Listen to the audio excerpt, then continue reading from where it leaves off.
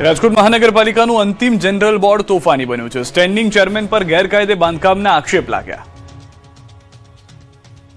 રાજકોટ મહાનગરપાલિકાની વર્તમાન 5 વર્ષની ટર્મ પૂર્ણ થતા પહેલા યોજાયેલું અંતિમ અને ખાસ જનરલ બોર્ડ ધારણા મુજબ જ અત્યંત તોફાની રહ્યું।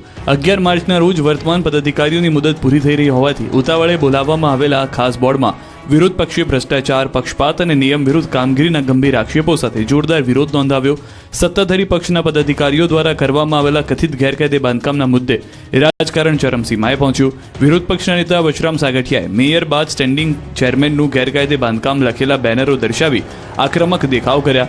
બોર્ડની બહાર વિરોધ નોંધાવ્યો। તેમણે આરોપ લગાવ્યો કે વોર્ડ નંબર 8ની પંચવટી સોસાયટી શેરી નંબર 2માં બગીચાની નજીક સ્ટેન્ડિંગ ચેરમેન જયમીન ઠાકર દ્વારા માર્જિનની જગ્યા રાખ્યા વગર ગેરકાયદે બાંધકામ કરવામાં આવી રહ્યું છે।